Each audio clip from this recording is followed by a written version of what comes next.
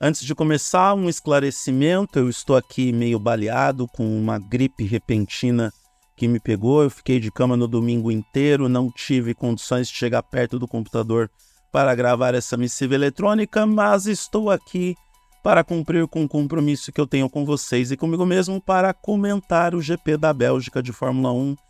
E olha, bastaram 17 voltas para Max Verstappen assumir a liderança para não perder mais, e assim, foi um massacre, né? Dessa vez um massacre não só do Verstappen, mas da Red Bull, já que o Pérez conseguiu completar a dobradinha com o piloto holandês. E ainda assim, o Pérez ficou com uma distância considerável em relação a Max Verstappen.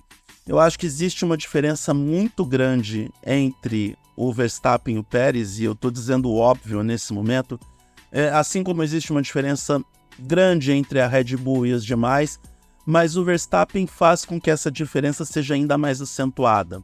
Ele consegue extrair de um carro que obviamente é voltado para que o próprio Verstappen entregue ou extraia a melhor performance possível, ele consegue ir além do que o carro se propõe a ser, e é um piloto diferenciado, indiscutivelmente. Ele neste momento é o melhor da turma, melhor até do que o próprio Alonso. Não que o Alonso não esteja entregando um bom desempenho, eu acho que a essa altura do campeonato, com o que Aston Martin está fazendo, que é regredir em termos técnicos, o Alonso faz o que pode, e eu acho que as 10 primeiras posições desse GP da Bélgica dão um retrato bem interessante do que está no campeonato até agora. Mas eu quero enfatizar essa proeficiência técnica do Verstappen. Ele realmente é um piloto totalmente fora da curva, e é o tricampeão mundial, né? É o inimigo do entretenimento, é o cara que está já com uma mão e meia no tricampeonato. Eu entendo que é uma questão de tempo. A gente vai começar a segunda metade do campeonato no final do mês de agosto, mas dá para dizer que se continuar do jeito que está, o Verstappen garante o título até o começo de outubro sem maiores dificuldades. Dá para dizer também que a terceira posição do Charles Leclerc para a Ferrari foi uma vitória. Ele venceu a turma do resto e também venceu as limitações da própria Ferrari. Não que a Ferrari esteja tecnicamente limitada, eu acho que ela alterna altos e baixos, não tem uma constância como outras equipes, mas diante de tantos problemas que o próprio Leclerc sofre, problemas fornecidos pela Ferrari, há quem diga que esse moço está abandonado pela equipe vermelha, então conseguir esse terceiro lugar é um grande lucro para o piloto monegasco. Ele conseguiu ficar na frente do Lewis Hamilton com a Mercedes que apresenta uma consistência durante as corridas, não vai bem de treino, mas nas corridas entrega uma performance até aceitável, e isso a gente vê pelo próprio Lewis Hamilton na quarta posição e pelo George Russell na sexta posição, que fez uma interessante corrida de recuperação. Fernando Alonso em quinto com a Aston Martin, também dá para dizer que ele ficou no lucro, porque a Aston Martin não está entregando esse desempenho todo nas últimas corridas. Entendo que foi a equipe que mais regrediu ao longo da temporada, e eu espero de verdade que a Aston Martin entregue melhorias no seu carro para a segunda metade, porque para uma equipe que prometeu ser a grande adversária da Red Bull no começo da temporada e ser ultrapassada por Ferrari, Mercedes e até mesmo McLaren, eu não acho que eles estão felizes ou satisfeitos com essa performance em regressão. Quem decepcionou um pouco na Bélgica foi a McLaren, e não só porque o Oscar Piastri teve a sua corrida encerrada logo no começo, que é uma pena para o piloto estreante. Insisto, o Piastri é um baita piloto, ele é o estreante do ano na Fórmula 1, mas também pelo desempenho do Lando Norris. Aliás, o Norris teve uma corrida que dá para chamar de pesadelo, porque ele alternou tanto nas posições e teve tantas dificuldades com o carro numa pista de alta velocidade, mas é outro que dá para dizer que até que saiu no lucro com a sétima posição na Bélgica, porque o resultado poderia ser bem pior, considerando tudo que a McLaren estava apresentando ao longo do final de semana. E olha que eu acho que eu tô bonzinho por causa da minha gripe, da minha doença, né? Porque Esteban Ocon com a Alpine chegou em oitavo, é outro que ficou no lucro. De novo, diante do fato da Alpine, ou Renault, que seja, ter mandado embora toda a sua cúpula técnica no final de semana da Bélgica, os resultados que o Ocon obteve e que o Gasly também obteve durante o final de semana são resultados que colocam a equipe até mesmo naquela condição de, puxa vida, temos um consolo aqui diante de tantas notícias ruins. Então, quem sabe a Alpine teve aquele estímulo psicológico de trabalhar melhor com os seus carros diante de uma demissão em massa. Não sei se essa é a melhor forma de estimular os pilotos e as equipes, mas não dá para dizer que o resultado não gera aquela coisa de nossa, não foi mera coincidência. Mandou todo mundo embora e aí você tem um desempenho melhor numa pista que talvez não seja a mais adequada para a Alpine.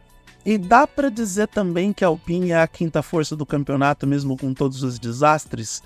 Bom, temos Red Bull, Ferrari, Mercedes, Aston Martin e McLaren. A sexta força seria a Alpine, de repente? Sim, acredito que sim. E por incrível que pareça, na minha modesta opinião, a Alpine está disputando ali com a Williams como sexta força do campeonato.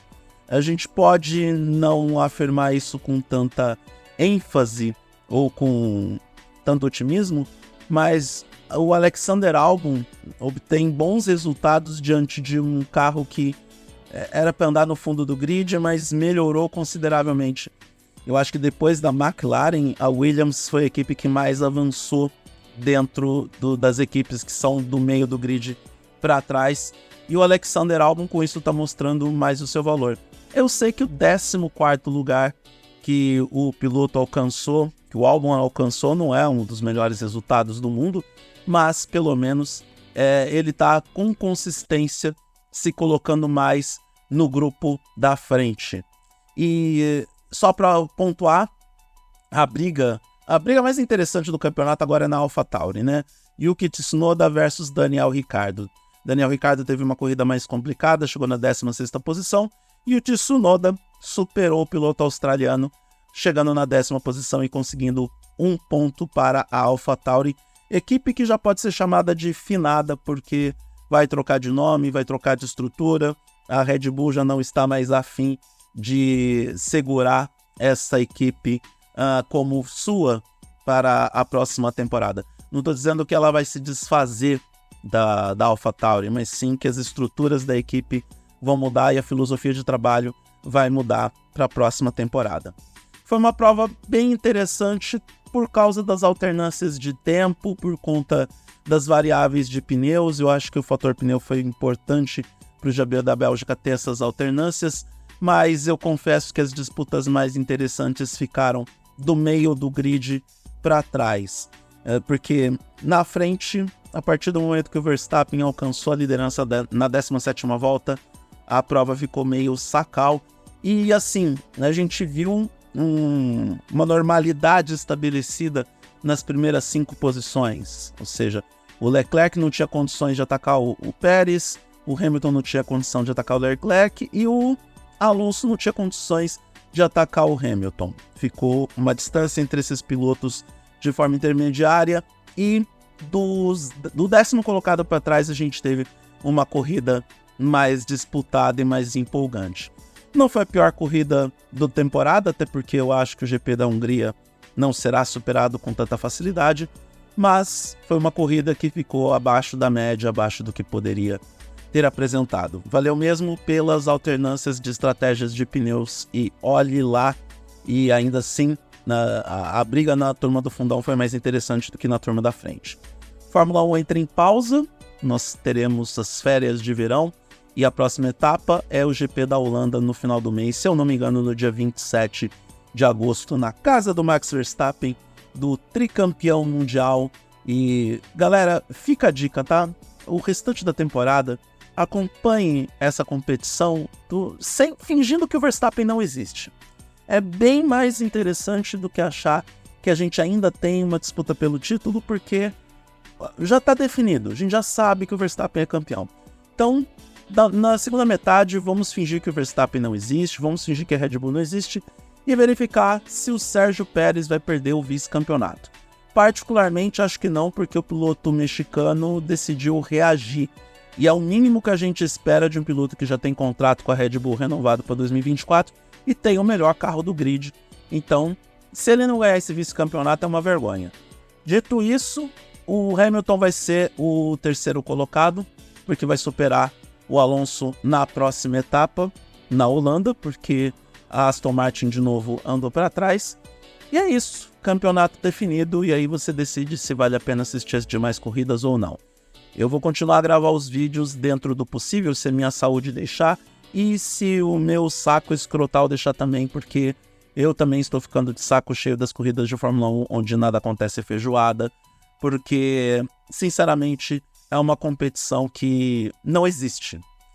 E a gente ficou mal acostumado com tudo que aconteceu em 2021, com aquela disputa maravilhosa e espetacular entre Hamilton e Verstappen. Tempos que não voltam mais e é melhor a gente aceitar isso.